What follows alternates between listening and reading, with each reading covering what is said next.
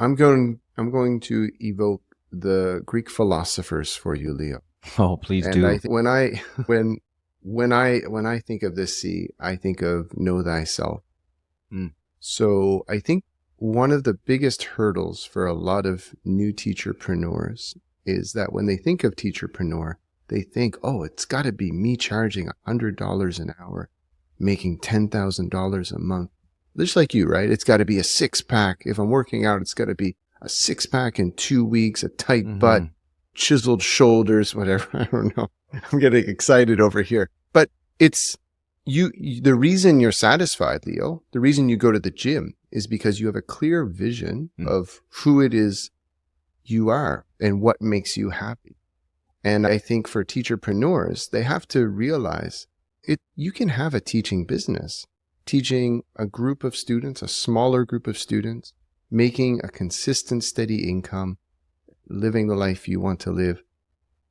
And that's fine, right? If that's what you want to, and still teach at a school, if that's what you want, then it's possible. And I think that the biggest psychological hurdle a lot of people have that blocks them from going into teacherpreneurship is this: I could do it, but what if I'm not successful? But you define success, right? And I think if you get that clear understanding of yourself, of what type of business would make me happy, what type of workout regime is going to make me happy, and you pursue that, then I think that's definitely going to drive more success versus competing, right? You just said it. Like, I'm not here to compete. I'm here to do what I love and help the students I love helping, right? If you envision your business like that, then you're going to avoid burnout. You're going to never be stuck thinking of things to post. And you're just going to find that kind of overall sense of well-being, which was the whole reason most people go into teacherpreneurship in the first place. Exactly. Which is connecting to what Andrew said and what you said, Mike. What I'm hearing is when teachers are emotionally invested in this, the work becomes more meaningful. The work becomes more sustainable. It's easy for them to be more consistent. It's easy for them to be more confidence, but everything starts with having that very clear conception. And since you evoked the Greek gods, the philosophers, I want to say that the fifth C leads to, I think, a change of identity, because I'm going to ask you this. Andrew, go back to when you were teaching at the university here in Toronto, where you and I and Mike, where the three of us met. Think back to yourself when you were working for that university back in the day, and think about yourself today. Same thing for you, Mike. Same thing for you, teacher, listening to this. Go back to pre-pandemic times. Of course, the pandemic changed everyone. It's a given. I get it. But think about the work that you have done and how much think about your character. What happened? How would you describe the changes that you have gone through in the last couple of years? Huge. Like, drastically different. I wasn't working for myself at that time. I think I've become more aware of how our industry works. Not aware, I knew it, but I don't think I took it seriously, or I just didn't care. I came across a quote recently, and it was, even if you play it safe, you can still fail. And one of the biggest colleges here recently just announced that they're cutting 40% of their staff. Another big one, we talked about this in the summer, went out of business maybe 6 months ago. So the emotional commitment that you mentioned in the last C, usually we refer to teachers doing their own thing because they love it, because of the passion for it, which is important.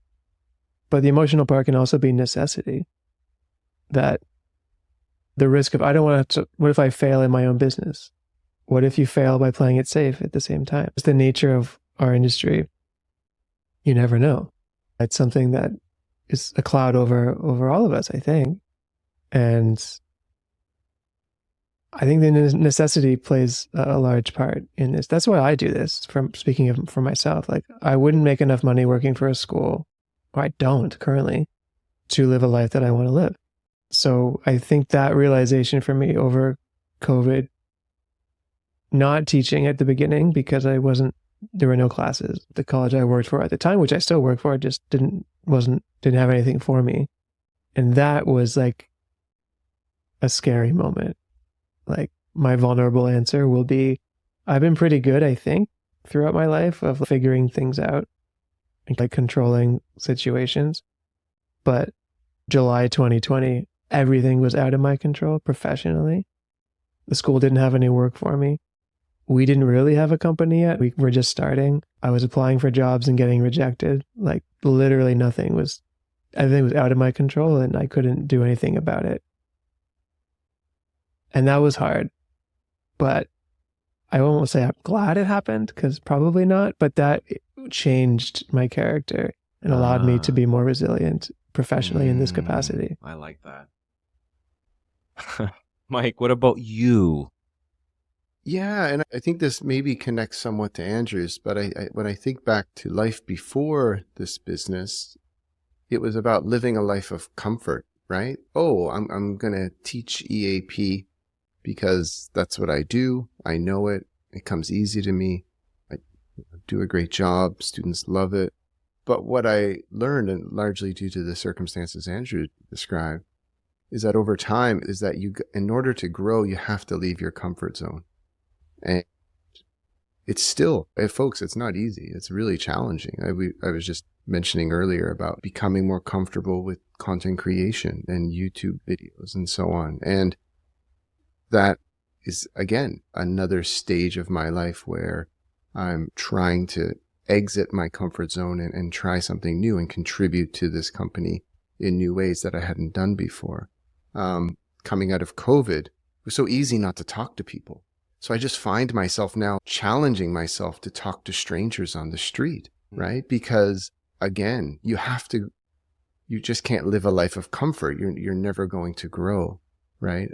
So interesting. And it's just, yeah, it's just, I think, again, the only way I was able to develop that skill was because of this company. Because it forced all of us to take on things we hadn't done before. Dude. And to do them, as we said earlier, for the very first time. But again, after the second, third, fourth, fifth time, we got better at it, right? The first time I had to send a tax return to Revenue Canada, I was like sweating bullets, but right. But it speaks to the C's that have come earlier, right? But I think, yeah, it's all about character. How am I building my character? Well, I'm trying to challenge myself and leave my comforts. Expanding comfort zone, even, right? Because the whole like leaving the comfort zone, but then the comfort zone it keeps getting bigger, right? The bigger it keeps expanding. It keeps expanding. It's like a bubble, like the Seinfeld, the bubble boy. Like it keeps just expanding it. But to expand it, you got to push the walls. Yeah. It's funny what we revert. That's interesting, Mike, about like, during COVID, you become used to this and this, because you're like a super social person, like the person I met all those years ago, like very social, very talkative, but we all revert back. Like COVID, we were like, when the college, it was just this year, like earlier this year in the spring, that was the first time I went back to teach in person, and I was just so used to accepting online. And my first reaction was full of anxiety. Oh my God. Yeah. It's a muscle you hadn't worked out in ages, right? Yeah. And then obviously it's awesome. It's great. But like maybe your comfort zone also shrinks at the same time if you don't do something, right? Yeah. So what we have here, lads, is something very important, is that all of this leads to building your character. And character is extremely important for a business because it becomes your currency. Your character, your reputation becomes your currency. And as you go through this journey with a very clear conception of what you want to do, building strong confidence and focused concentration that leads to you being more consistent with what you do and being emotionally committed to this, you're building this character.